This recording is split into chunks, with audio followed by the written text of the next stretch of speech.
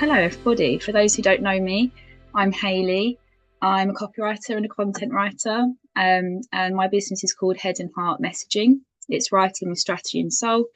And I've been writing copy and content for a couple of years now for businesses. But before that, I was a primary school teacher and a senior leader and English leader in the borough of Bexley. And that's where I want to start. I want to start with a little story. So it's a short story from the end of my second year of teaching, and I was the grand old age of 24 at that moment in time. And I was sitting with my two year three colleagues in the staff room. It was near the end of the year, and sheets were being passed around the staff room with our new year groups for the following year. And it was always a bit of a moment of kind of, trepidation, excitement. What class are we going to get? What year group are we going to be lumped with? And as the sheets were kind of being passed around, other teachers were looking over to us, me and my year three colleagues, kind of glancing and then looking away again and then not wanting to catch our eye. And then when we got our paper, a reception teacher leaned over to us and said, "Oh my God, you've got that year group." Now, we didn't obviously know at the time what was going on, but we soon found out that that year group were the first year group of three classes. So before that, the school had just had two classes in each year group. So it was quite a big deal. They'd moved up to three classes. And what had happened was a lot of the kids had entered that year group in dribs and drabs, so throughout the year. And what that resulted in was they'd never actually gelled as a year group. There was a lot of kind of what they labelled difficult characters, a lot of needs going on, and they were renowned in the school for behaviour. So we started the year and we were kind of quite optimistic, we were fresh teachers, we wanted a fresh start, but we quickly realised that it was actually going to be really, really tough to teach these children because they just didn't have that collective community, they didn't have that collective respect. Now, luckily, myself and the other year three teachers, we were quite geeky. We were also of the Harry Potter generation. So we had seen, a whole load of children being brought together by Harry Potter and a shared passion. So we thought, okay, we're going to do this. What better way to bring these kids together than bring in some houses and some points and something fun that's going to get them motivated. So that's what we did. And maybe it was just an excuse to spend our planning time making these intricate house crests and writing lyrics for the kind of celebration songs and things like that. But actually it was more than that. And we did speak to the children about the fact that they were the role model year group. They had three classes. They were the very first year group to have three classes. They could set the expectation for others. And soon we had established that purpose with them. We had established those shared goals. And we created a shared language as well around the team names, house names, and new assemblies and celebrations where we would celebrate team success. And we could see that it was starting to work. And I think the moment we saw it was really working was when parents started getting involved and talking in the playground about it and wanting to come in and to share the celebration news. And eventually the head teacher ended up using it as the model for the whole school. So that was great. It's spread across the school. And, that year group that we were kind of warned about at the beginning turned into a year group of community and actually managed to influence a lot of other things across the school as well. So that's my little story of community to get us started.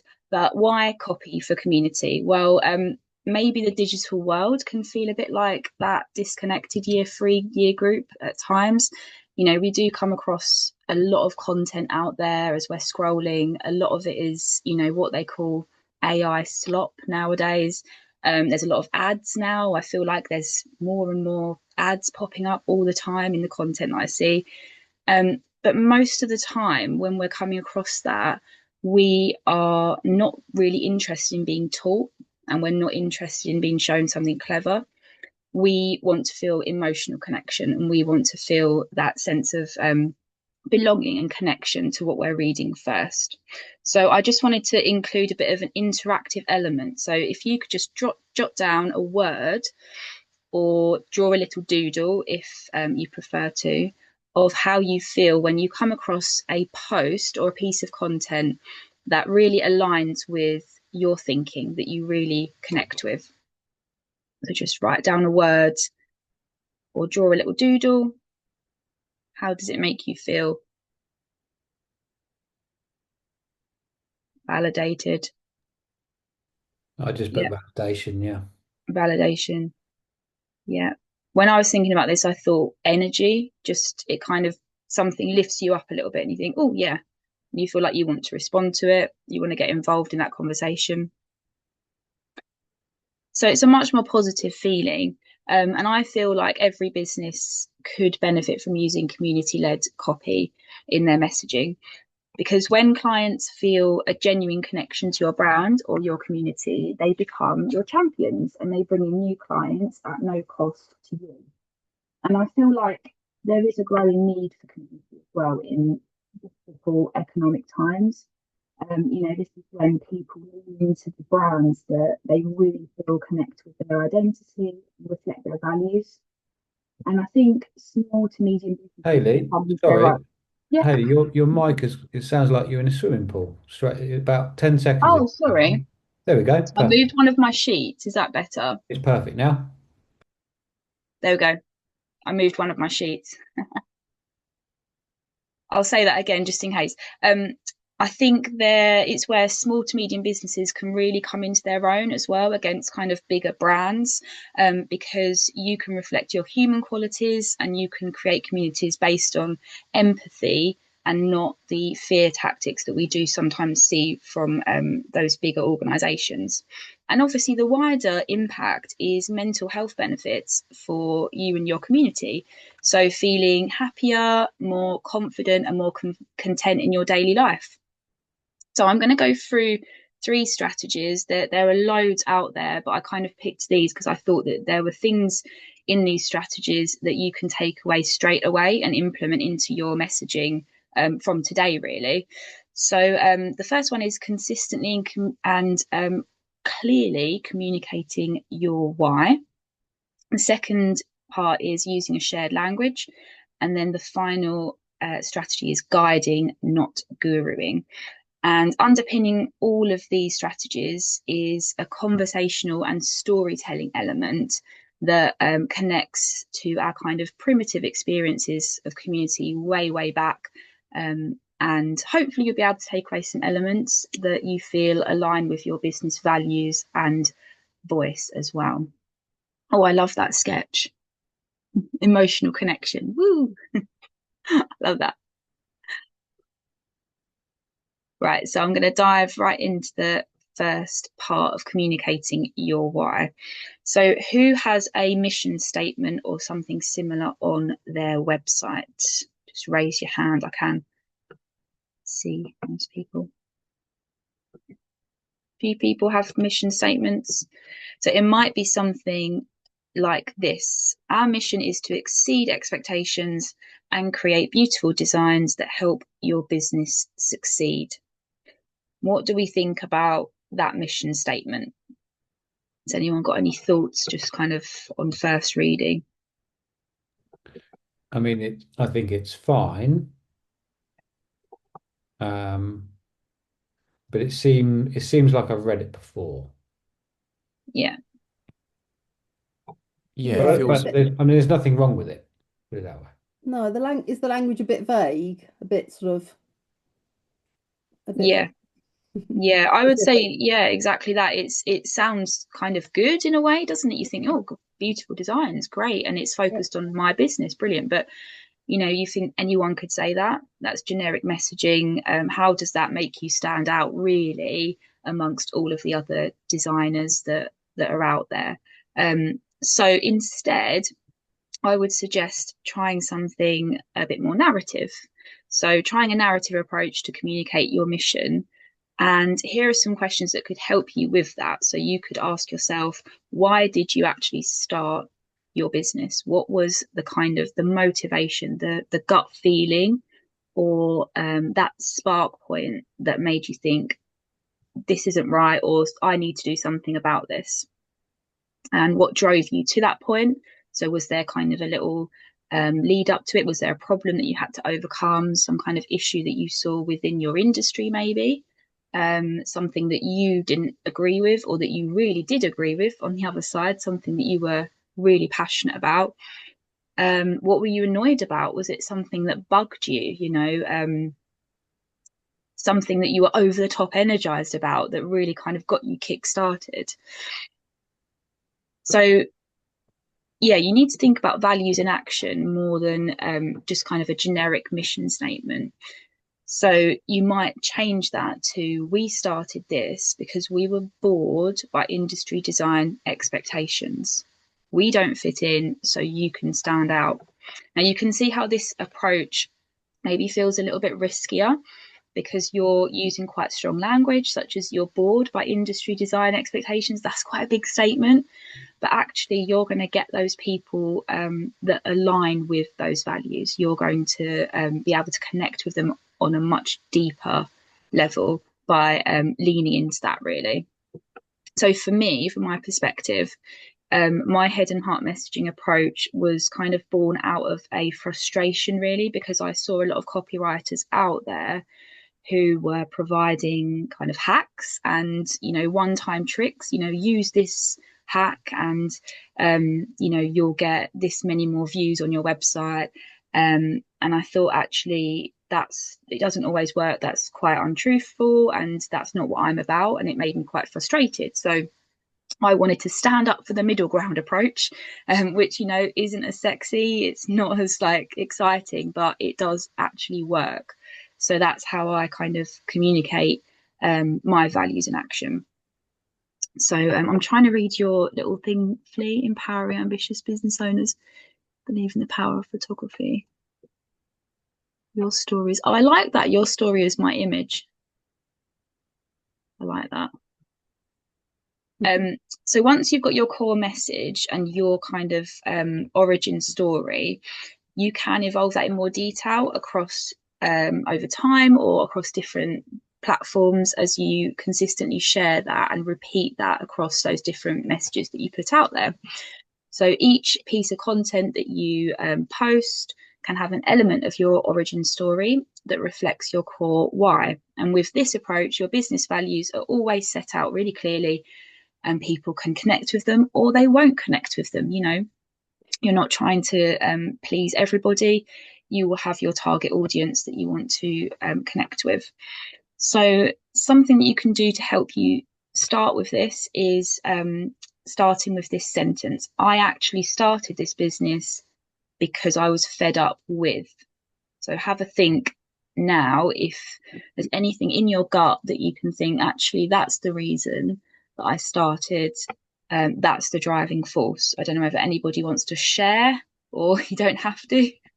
I started my business, and at the time I didn't know it was going to be voiceover, actually, but I started my freelance business because I was fed up. Was that the words, fed up? Yeah, you can use whatever you want, Yeah, really. because I was fed up and bored of working for companies run by families to line their own pockets. I like that. Instant values there. You can see straight away what you stand for. Very clear. And within this, it's good to go with your gut. I think that's the important place that message is going to come from. And don't worry about being word perfect. That can come later as you evolve your messaging. It's important to just get that feeling out there first of all. Anybody else like to? I'm trying to think what mine was, but I hadn't really thought of it in fed up terms. But I guess I was fed up with I couldn't go back to my work, that it wouldn't fit around my family. So that was my driving force. I worked in publishing, and it was full on day, 8 till 6, whatever. So that never would have worked for both of us to be doing that. Yeah, I love that. And then you get people then connecting with you who also value that flexibility and also see, they're in the same situation as you. That's a stronger connection straight away there, isn't it? Yeah. Tom, did you have your hand up? You flashed up for a second and Did I just press? I pressed the thing to take it down when I shouldn't have done. To chime in, yeah, I mean, similar to Flea, I started this business because I was absolutely fed up of serving somebody else's politics and trying to appease other people, which then didn't actually allow me to do what was really important, which was serve my family. Yep. And that's great for you because that aligns perfectly with your coaching and all of the things that you help your clients to achieve themselves in their own life as well. Absolutely. Love it. Ricardo's put, I started because I was sick of people selling brilliant work but only delivering good enough work. Yeah. Felt like we were stealing from clients. I love that. That sets your expectations high there, and yeah, very clear values. Nice. Right, I'm going to move on if that's okay with everybody. So the next part I wanted to speak about was something that we learned quite early on as educators. So Maslow's hierarchy of needs. I don't know whether anyone's come across this before, but it's a hierarchy of kind of human needs. It's a psychological framework which basically starts at the very bottom of the basic human needs that everybody has to have fulfilled. You know, hunger, you need sleep, and then obviously the next layer is safety. But you might be surprised to see that the next layer up is actually that social element. So it is that kind of community and belonging that people need a lot more than they do need those kind of self-satisfying traits that we often notice a bit more. So it still rings true to me when I think about how I make decisions about whether to invest or buy something. This does ring true, and I will actually go for brands that I feel like I can connect with or have the same ethics or beliefs and values as me as well. And it's probably one of the reasons we're more likely to invest in businesses that have been referred to us through friends and through our network and community. So when you're communicating your why, you'll obviously want to back it up with lots of positive testimonials and about clients and case studies from clients as well. But I would suggest a bit of a reframe. So instead of making your client case studies about individual wins, can you twist it up a bit and make it about a community win? So instead of saying, my client Jenny caught the eye of 2 new investors with her new promo video, can you twist it so that it shows a collective impact on the community that you've built? So something like innovators like Jenny are proving that being real and relaxed on camera works better than fitting into a founder mold.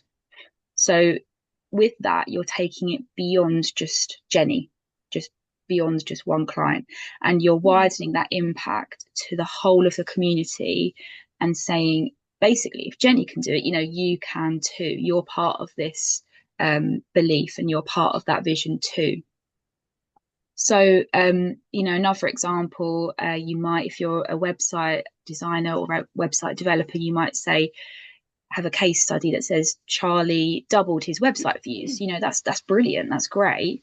But just by twisting it a little bit, you can make it more community driven. So you could say coaches like Charlie are getting double the authentic views, not just more bots with our specific templates. So you're kind of then reaching out to not just one person, you're reaching out to the wider community with that. So have a think about your last client win or your last client case study that you wrote. And can you rewrite that in some way or tweak part of it to have that wider community impact? So instead of saying the name at the start, you could say, for example, creatives like that person are proving that this is possible in their own industry. So that's just something to think about, unless anybody would like to have a go at reworking that out loud now or in the chat. Well, I was just thinking, I've just done a post with a carousel. I don't do those very often, but it's about brand photography. Yeah. So that's kind of along those lines, because it wasn't just focusing on one client, it was lots of different clients who have chosen to invest in their brand photography, you know, to because they're investing in that it's important and it's going to serve them well. So I don't know if that's too tenuous, but it feels Yeah, like it's along those lines.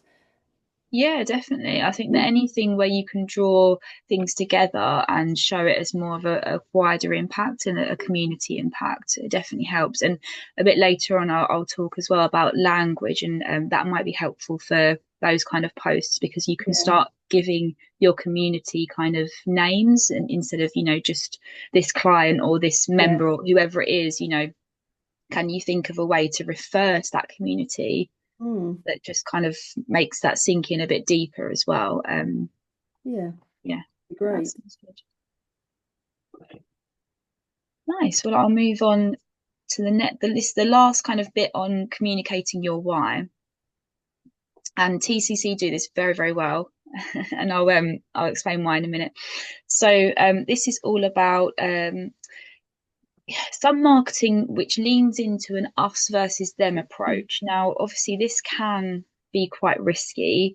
It can seem quite elitist, arrogant sometimes, we're better than this group, or it can come across quite negative, actually. So I kind of discourage the us versus them approach. I like to think more of a do versus don't. So make it kind of about behavior rather than about the actual personal qualities of a person.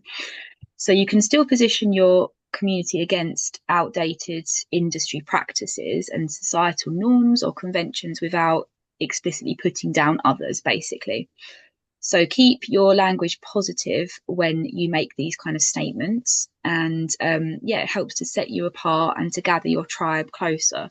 So something like a tagline like "We do real, not algorithms," can instantly resonate with people who want that more authentic approach and don't want to just play up to, whatever's trendy or whatever they need to kind of force themselves to do to stay on top of things.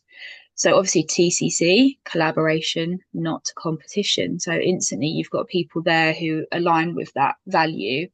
And it just kind of relaxes you straight away, doesn't it, when you hear that messaging?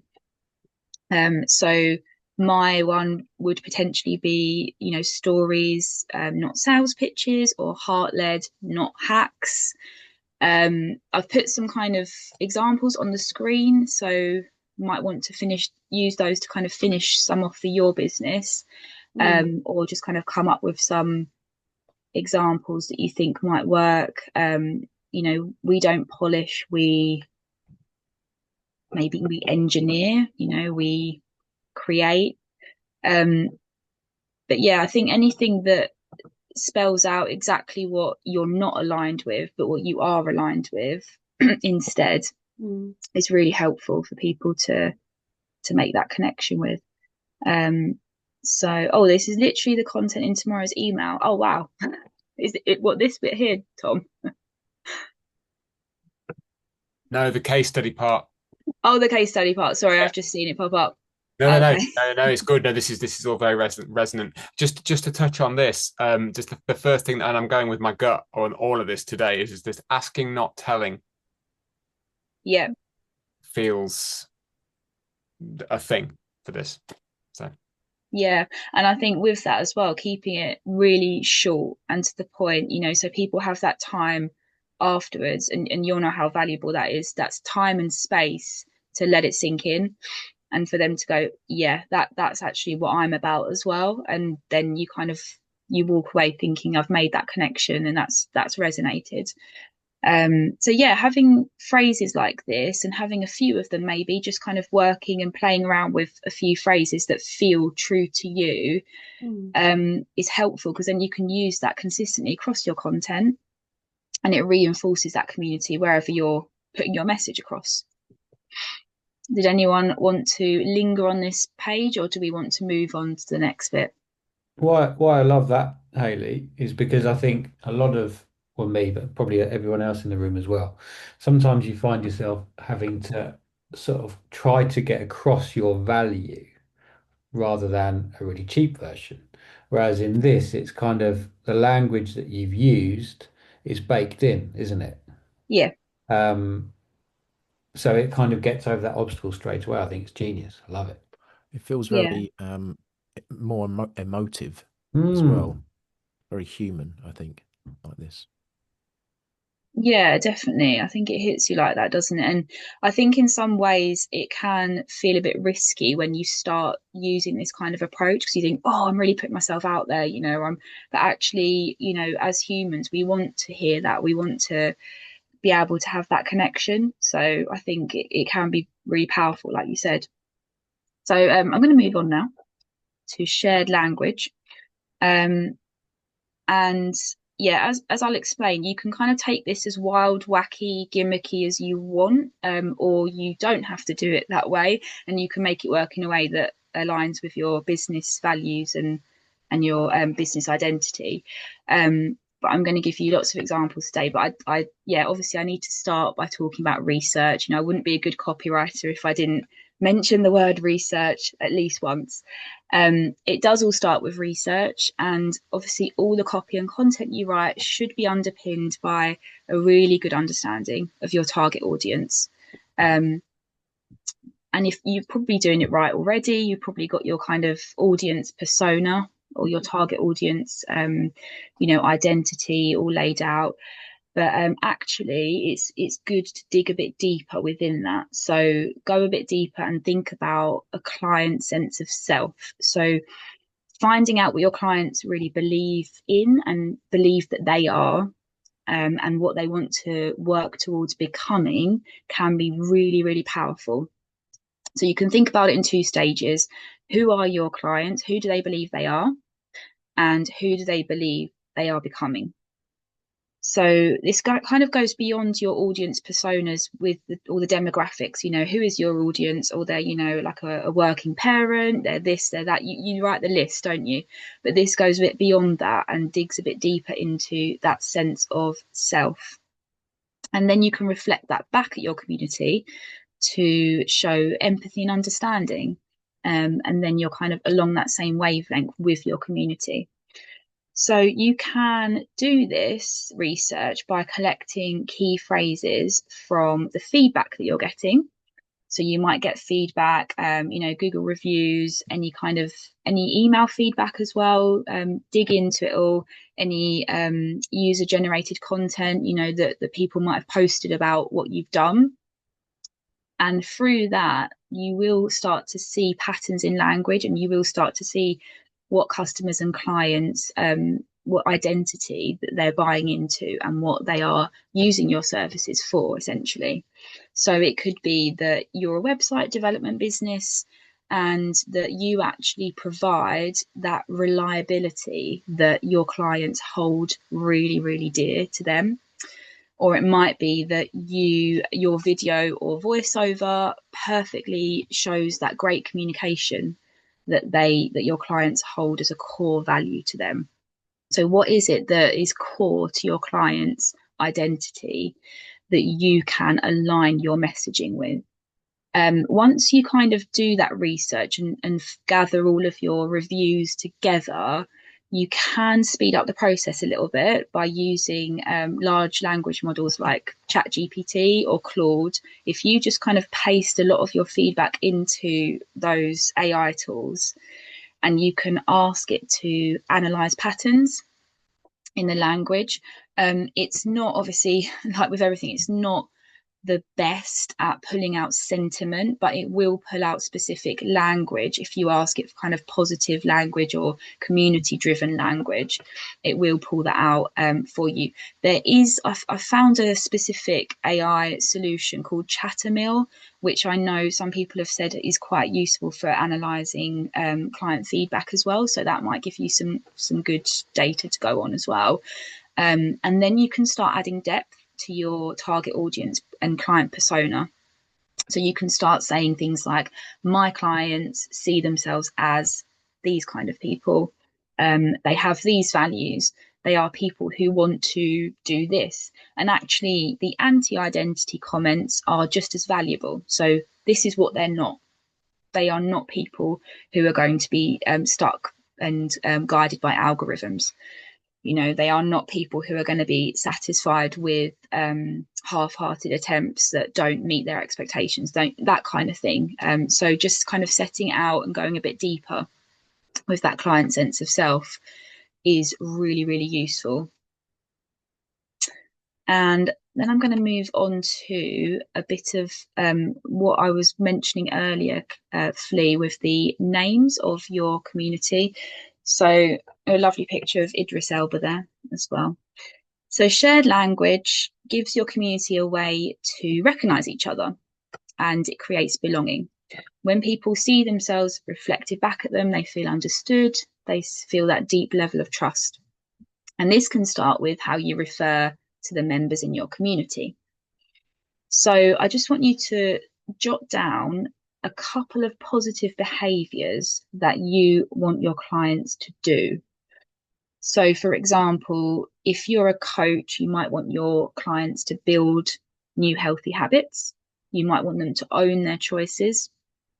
Maybe if you're an animator, you might want your clients to engage with their audience and really connect with the people that they're trying to get to invest in their business. To have a think about what you want your clients to actually do.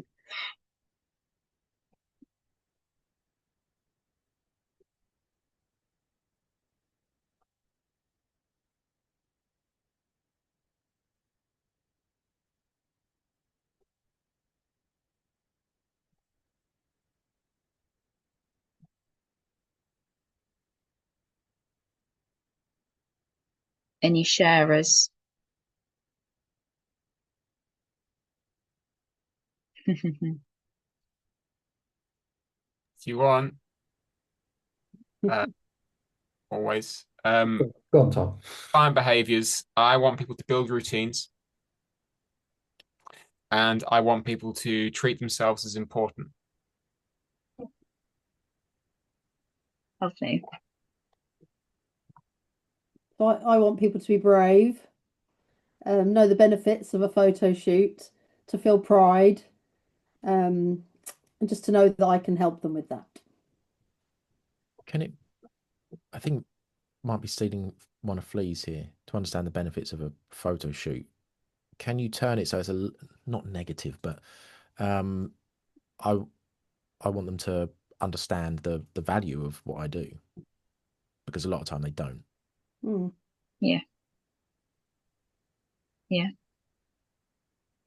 Yeah, definitely. All of those are definitely good ideas. And yeah, it's thinking about this that helps you to come up with those ideas of what your community could be called and what you could kind of refer to people as, instead of just, members or clients or, people in your community. So we're going to think about how we can turn those behaviors into names. So it could be that somebody in your community is a choice champion. So they are a champion of their own choices.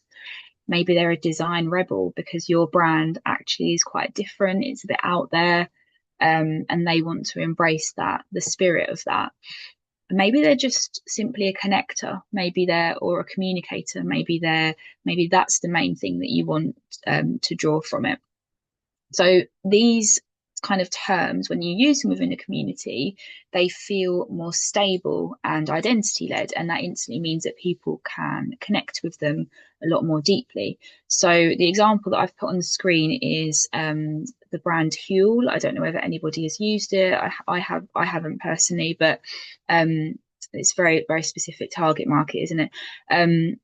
But Idris Elba's kind of refers to himself as a hooligan, and then the brand really ran with that and went, actually, we are a community of hooligans, and this is what we're going to refer to ourselves as, and that creates that sense of belonging and brand identity straight away.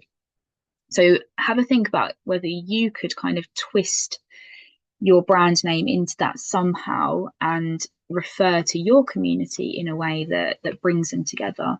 Like I said, some of these things, they might feel a little bit gimmicky. You know, you might think actually, where I'm just going to refer to them as, you know, I don't know, community or whatever, but actually doing that can bring people closer together. So it's something to think about. TCC is, you know, yeah, it's great. It's simple, it's effective. So yeah, another thing to think about. And I'm going to go on to show you how you could kind of scaffold this a little bit in your messaging, because I think it always helps to have examples. I like examples. I'm a very visual person. So yeah, use your research of your clients and have a go at creating your own community buzzwords. You can use some of the models that I've popped up on the screen. Now, I took these from a blog that I read by copywriter duo Do Words Good. I don't know if you've come across them before, but they're great. They do lots of blogs on writing techniques and things like that for businesses. But they've suggested using these kind of structures to make buzzwords for your community. So you could think about the thing that your community cares about and their ideal role within that. So it might be that they want to cherish the memories on a special day or a special event. So they're a memory keeper, for example. It might be they are a story guardian. It might be that they want to make a great impression. They're an impression maker. You know, for my business, I work with a lot of kind of non-profits, and, you know, maybe they are change makers, maybe they're impactors.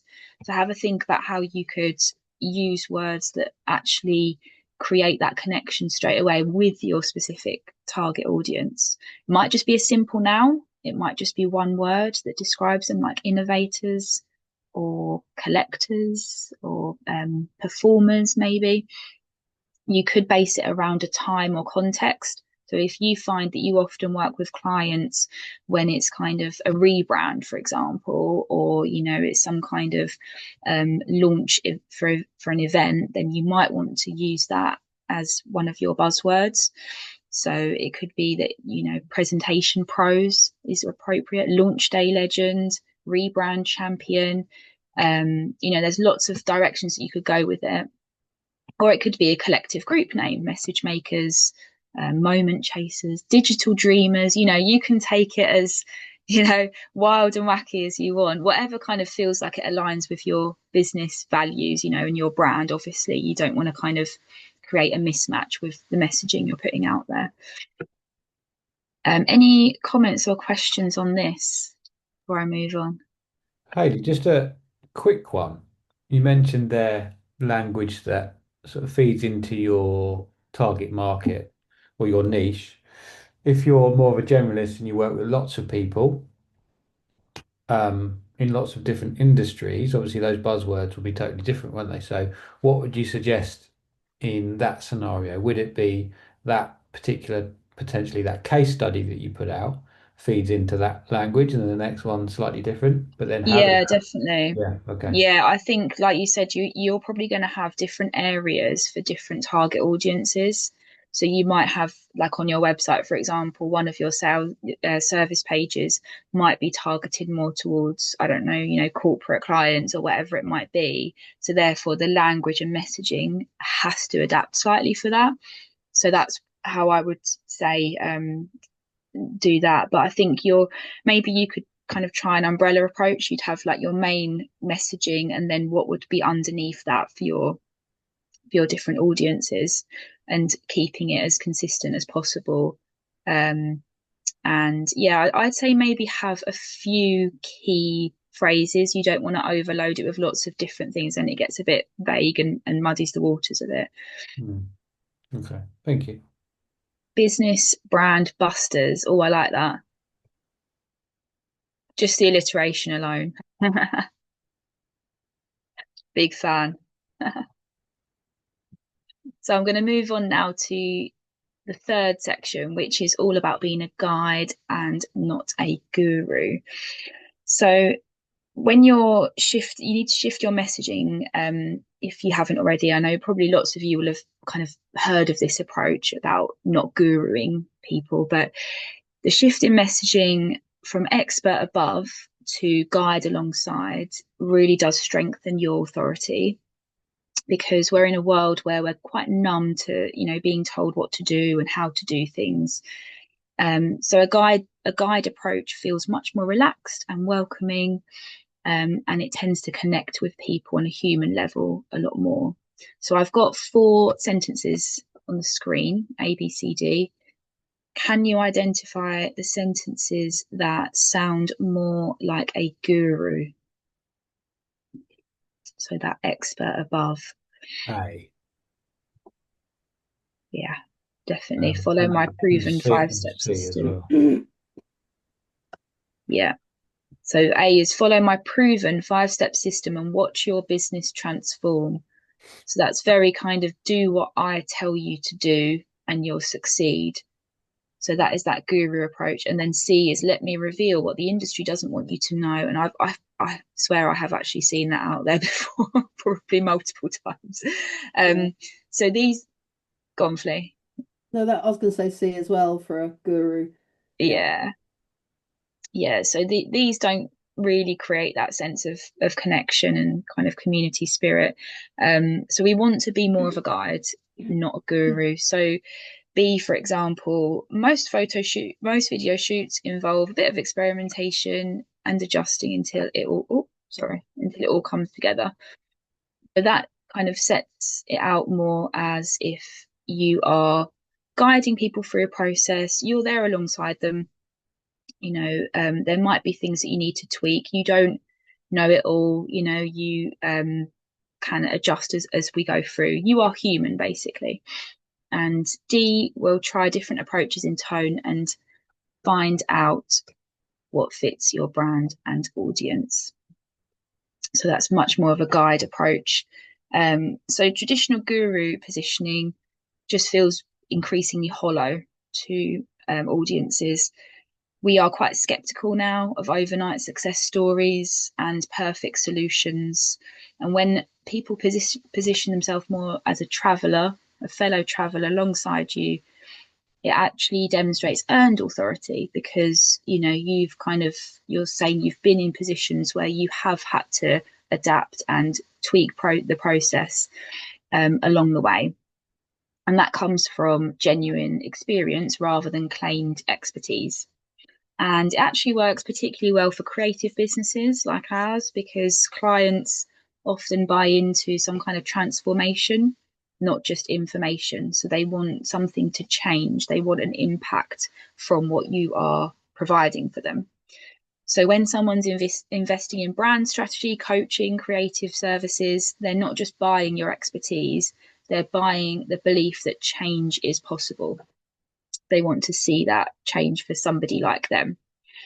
So you can show them that you're a guide through content that reveals your own experiences, or what's that dreaded word, your journey. But it is true that people do resonate with others who have been through similar things to you. As long as you are honest and true in the story that you're putting across. Obviously, if you just make it all up and lie and just kind of put all these different stories out there about things that you've had trouble with, that's obviously not going to come across as authentic. So it's a good point to kind of think back and think about your process, your own journey, and how it all came together and what you went through, what you learned along the way, and the stage that you're up to now within that. So the next part is we're kind of coming to the end now. This is a bit of a risk with guiding. So when you think about guiding, you might be a bit worried that actually it's going to come across as a bit less confident. And it might sound like you're not as competent maybe as you want to put out there. You know, we're always told be assertive with your messaging, come across like the authority in the room. So if you're being a guide, you're basically saying, I have had struggles, I've had problems. But the key here is to not set those problems in the present. So to kind of balance out that guiding messaging, share your previous struggles and how you got to a point of clarity now. So if you are talking a lot about, you know, problems and kind of issues that you're having right now, that might come across as a bit risky for clients to invest in your services. So you might want to talk about things in the past that you have got through and learned from and developed with, and got to the point that you are now, basically. So yeah, it's important to balance that vulnerability with competence still, to position yourself as the go-to person in your community. So another way to do that is be specific about the results that you've got. So be as clear as you can about, you know, the people that you've impacted and that you've helped. And then your competency can't be called into question because it's there in your kind of testimonials and case studies, like we've mentioned before. And yeah, reframe your expertise as something that you've discovered through experience. So something that you have learned along the way, rather than something that you just kind of inherently possess. So that can make your messaging sound, much more balanced as well.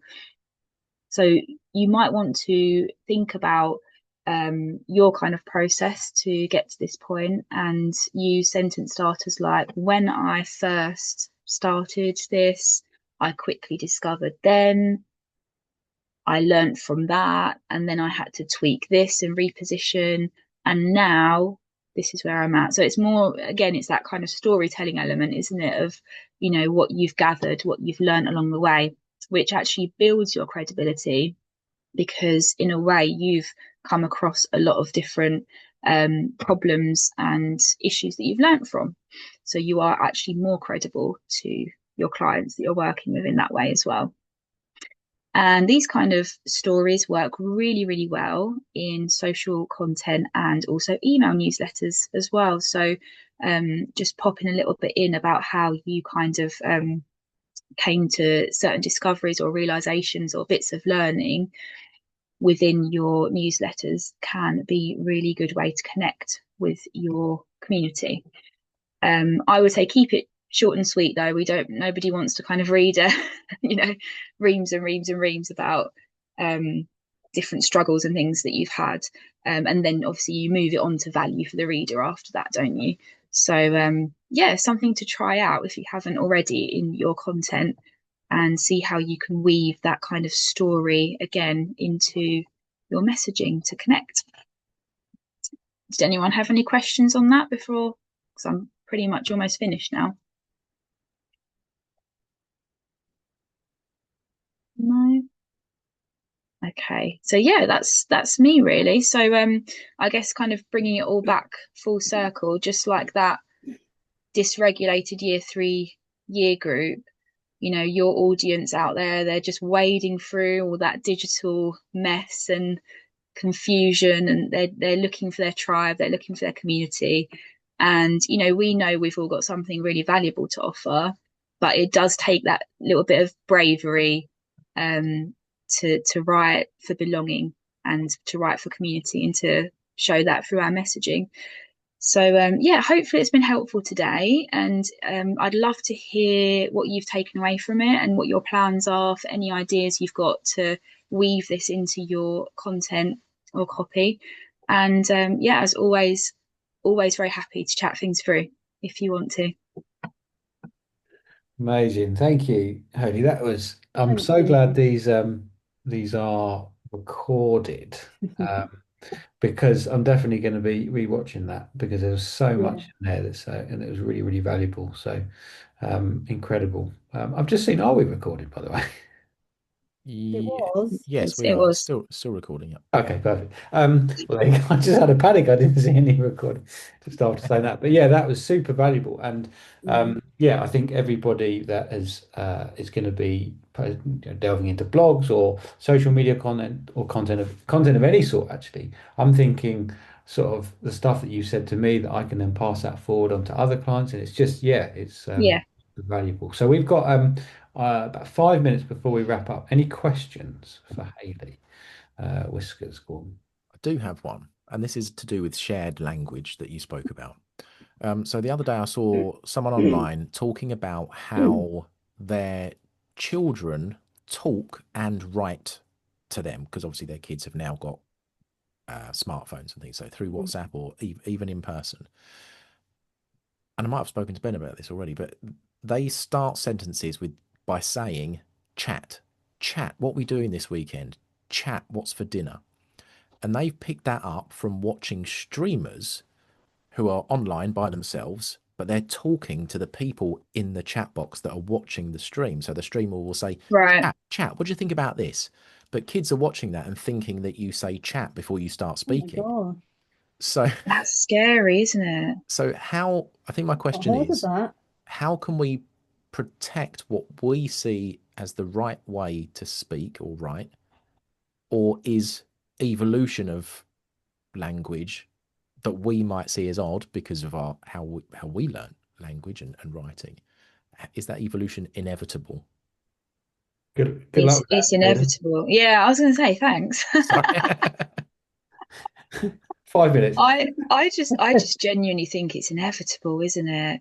I think it's just something. Yeah, I think it's something that, you know, eventually we're all just going to feel out of touch with certain language that's used. You know, we can try and educate ourselves, I guess, and try and keep up and understand. But I think it's exciting in a way that, you know, things like that are going to be the new way of speaking, and that in itself creates community, really, doesn't it? Because you've then got a community of people there that understand that lingo and feel connected by that. Yeah, they're already in that community, and that's why it's so sort of relevant. It's clever in a way, isn't it? And then on the flip side, you get the isolation part. Some people will be left out of that, so you know that can be hard. But I do think it's inevitable, really. I wonder if we'll come back out of that again, though, because when I was at school, there were certain things people said, or you know, they spoke in a certain way, but I didn't stay speaking like that. I evolved and as a grown up, and so maybe it will be a phase. I don't know. We'll see. We'll see, I guess. But it might be a phase of community when you're young, and then as you grow up, you mature and leave it behind again. But I don't know. Interesting. Thank you. Or maybe you just kind of flex to the community you're with, I guess, at the time. You know, if you're with certain groups of people, you speak a bit differently, don't you? You know, you kind of have your own little shared language in your friendship groups and things like that. So maybe it's just a sense of adapting across and Can I just say that was so good though, Hayley? That was real gold. It was brilliant. Oh, thank you. I appreciate that. Yeah, hopefully everyone's come away with at least one little nugget to pop in. It's great. Yeah, really, I'm really definitely good. going to be revisiting the playback, because when I'm potentially doing blogs, but also what you were saying about giving value to people, and then you're the expert, not the guru, but the expert. Like after hearing that, and obviously, you know, I would say this because you're right here, but I genuinely mean this. I would love if, like, I was ever getting a blog together, I would know that you putting my content in your hands would be so safe because of the process that you go through. So it's amazing. Yeah. I am a big believer in that balance as well. You know, it's important to get the balance of the strategy, but also your personality as well, because a lot of people think they have to kind of go one way or the other. So, you know, the middle ground ain't sexy, but it works. Yeah, definitely. Yeah. Oh, thank you. I appreciate that. That's all right. So a couple of minutes, or if there's nothing, we'll wrap up there. I'll just give the floor a couple of seconds. Any questions? I don't know. I just think that one of the takeaways is writing to a community, because you often, when you're learning about marketing, you think about your avatar or ideal client, you often think of, well, you're sort of told to think of them as a one person, and you're talking to that one person. But I quite like the idea of talking to a community of people, and so using your language for that is really interesting to think about that. I like that. Yeah, definitely. And the more you start to think about your values and your business values, the more it makes sense to start having that kind of community-led messaging. it's not just one person, it's going to involve a lot of people that also feel that same way as you. Yeah, it's really powerful. Yeah. Cool. Thank you. Well, thank you once again, Hayley. Thank you very much. Round of applause for Hayley. That was super.